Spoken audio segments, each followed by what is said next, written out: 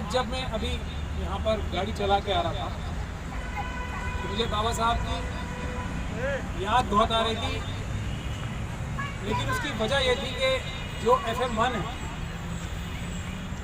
वो चल रहा था मेरी गाड़ी में, तो उसमें गांधी जी के बारे में बताया जा रहा था।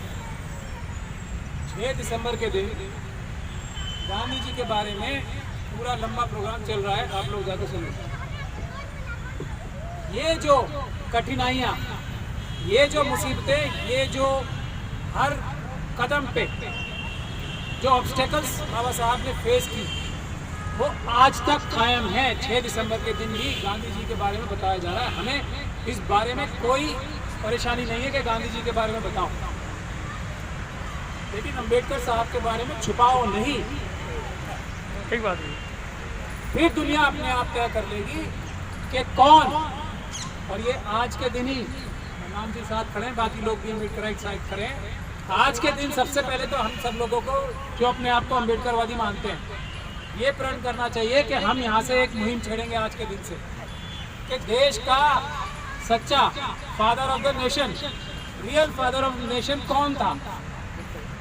अंबेडकर साहब के अलावा ये पदवी मैं नहीं समझता किसी और को भी दी जाएगी। अगर कोई देता है तो वो सिर्फ और सिर्फ बेईमानी है और झूठ है। भारत क्या है, हमारा देश क्या है, संविधान हमारा देश है। वो किसने लिखा, वो ऐसा किसने बनाया कि भारत आज तक एक है। अगर अंबेडकर साहब, मैं ये बात खुल के हर जगह बोलता हूँ, यहाँ भी बोल रहा हूँ, अगर अंबेडकर साहब ऐसा संविधान ना बनाते जिसमें सबको बराबरी का हक है, जिसमें सबसे ज़्यादा कमज़ोर व्यक्ति के लिए सबसे ज़्यादा हिफाजत करने का प्रावधान है, तो ये देश एक न रह पाता, ना भारत बनता। बहुत लोगों को क्रेडिट दिया जाता है, मैं आपको खुले तौर पे बताना चाहता हूँ, किसी का कोई भी रोल नहीं है बाबा साहब के बराबर। 1% भी किसी और का रोल नहीं है। सिर्फ और सिर्फ बाबा साहब के ऊपर सबको विश्वास था, हर एक कम्युनिटी को आज़ादी से पहले भी जो, और जो अपने आप को सो कॉल्ड अम्बेडकरवादी नहीं मानते, जो अपने आप को सो कॉल्ड मनुवादी मानते हैं मन में, उनके साथ भी बाबा साहब ने ऐसा संविधान बनाया है कि उनके साथ भी न्याय होगा। और वो किस समय याद करेंगे बाबा साहब को, हमारे और आपसे ज़्यादा, जब हम लोग बाबा साहब के दिखाए हुए रास्ते पे संविधानिक पदों पर पहुंच जाएंगे। इस देश में जो जितनी भी सरकारें हैं वो अम्बेडकरवादियों की होंगी। उस दिन ये मनुवादी याद करेंगे बाबा साहब डॉक्टर भीमराव अंबेडकर को कि ये वो संविधान है जिसकी वजह से हमारे साथ कोई भी अन्याय नहीं होगा, कोई भी परेशानी हमें नहीं होगी। तो उस दिन तक के लिए मैं आप लोगों से एक और गुजारिश करना चाहता हूँ कि ये मनुवादी मानसिकता के लोगों को ज़्यादा इंतजार मत कराएं। आप लोग बाबा साहब के दिखाए हुए रास्ते पे एकत्रित हों, संविधान के माध्यम से जो सही रास्ता बाबा साहब ने दिखाया है, इस देश की सत्ता पे आप अपना अधिकार न सिर्फ जताएं बल्कि उस पर अधिकार बनाएं और उस पर कब्जा करें, क्योंकि ये देश अम्बेडकरवादियों का ही है और अम्बेडकरवादियों का रह ही सकता है। अम्बेडकरवाद खत्म इस देश से तो ये देश खत्म हो जाएगा, ऐसा मेरा मानना है। अपने अडानी अंबानी को देनी है सारी जमीन, ये साजिश है। तो जो लोग अपने आप को ये समझ रहे हैं कि हम लोग सत्ता में हैं, वो इस बात को अच्छी तरीके से समझ लें। सिर्फ अडानी अंबानी और इस जैसे कुछ जो हमारे देश में 100 लोग हैं, 100 एंटिटीज़ हैं जिनके पास 70% से ज़्यादा देश का सरमाया और देश के एसेट जितने भी हैं, सिर्फ 70 एंटिटीज़ के पास है हमारे देश में। तो ये सरकार क्योंकि मनुवादी मानसिकता की है, ये सब चीज़ें सब हर एक आम नागरिक से छीनकर उनके हवाले करने वाली है। आप लोग देख लें, चाहे रिटेल में देख लें, चाहे रेलवे देख लें, चाहे एयर इंडिया देख लें, चाहे LIC देख लें, चाहे कोई भी नवरत्न कंपनी है, वो सब इसके हवाले की जा रही है आप लोगों के सामने। टेलीफोन मोबाइल फ़ोन का सारा देश का 90% ज़्यादा कारोबार आज भी सिर्फ एक कंपनी के पास है, अंबानी के पास। यही जियो के यही चाहते हैं इस देश की धरती के बारे में, यही चाहते हैं इस देश के किसानों की धरती छीन के उसी तरह जियो के तरह किसी और कंपनी को बना के उसके हवाले कर दिया जाए, वही साजिश है।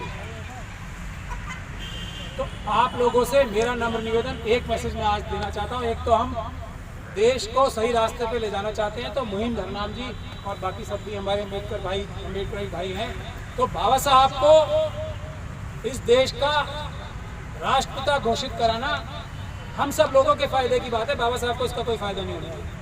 बाबा साहब को तो उनके जीवन में हम लोगों ने उतना सम्मान नहीं दिया जितना शायद वो डिजर्व करते थे। अगर देश के प्रधानमंत्री बाबा साहब बनते तो ये देश टूटता भी नहीं।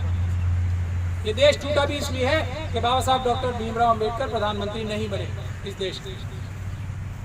तो मेरा आपसे करबद्ध निवेदन ये है, एक तो मुहिम हम छेड़े, बाबा साहब को डिक्लेयर करना जरूरी है। देश की एकता, अखंडता और मजबूती के लिए बाबा साहब को राष्ट्रपिता घोषित करना बहुत आवश्यक है। एक तो हम ये एक कैंपेन लॉन्च करें। दूसरा जो प्रैक्टिकल बात है, मैं एक गुजारिश अब सब जगह लोगों से कर रहा हूँ कि हम सभी एक 10-10 लोगों का ग्रुप बनाएं। अपने आप को अगर हम अम्बेडकरवादी करते हैं, ज़्यादा नहीं, सिर्फ 10 लोगों का। वो 10 लोग ऐसे होंगे जिसमें एक वकील और एक डॉक्टर हो जरूर। और उसके बाद हम ये 10-10 लोगों का जो संगठन हम लोगों के पास रहेगा वो ऐसा होना चाहिए कि ये 10 लोग आपके एक फ़ोन पे, आपकी एक आवाज़ पे 1 घंटे के अंदर अंदर एकत्रित हो जाए। अगर हम ये करने में कामयाब हो गए तो इस देश की सत्ता अम्बेडकरवादियों के हाथ में आ जाएगी, ऐसा मेरा पूरा विश्वास है। तो मैं 2 निवेदन आप सबके लोगों के सामने करना चाहता हूँ। और बाबा साहब के अगर बारे में बोलने शुरू कर दिया तो फिर कई घंटे लग जाएंगे, तो ये उचित नहीं है।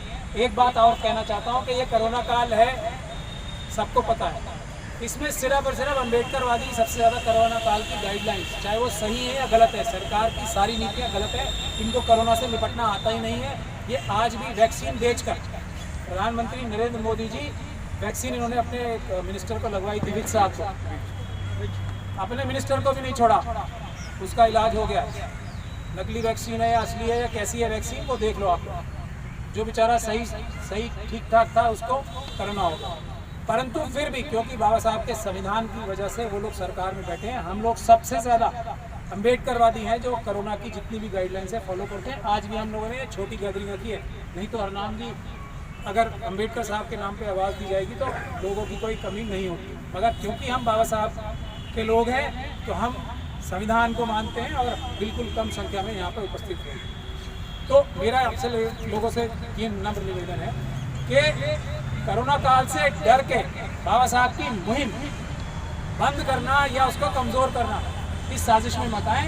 मनुवादी लोगों ने सब जगह लाखों की गैदरिंग भी की है। इलेक्शन में भी आप लोग देख रहे हैं, प्रधानमंत्री जी को मैंने खुद इलाहाबाद में जो अभी फंक्शंस में देखा था बिना मास्क के, और उनके बराबर में 2 पुजारी जी भी बैठे थे बिना मास्क। सब लोगों ने देखा होगा, बिना मास्क के खूब फोटो खिंचवाते हैं। तो अगर मुकदमा दर्ज करना चाहिए किसी के ऊपर तो प्रधानमंत्री के ऊपर करना चाहिए, 188 का भी और कोरोना की गाइडलाइंस तोड़ने का। मगर ऐसा नहीं होगा। यही बाबा साहब ने चीज़ें मना की हैं कि कानून के आगे सब बराबर है। और इसी बात से प्रधानमंत्री की मनुवादी मानसिकता भी साबित होती है कि वो बिना मास्क के फोटो खिंचवाते हैं और उसको वायरल करते हैं खुद अपने। तो बहुत बहुत धन्यवाद साथियों। जय भीम।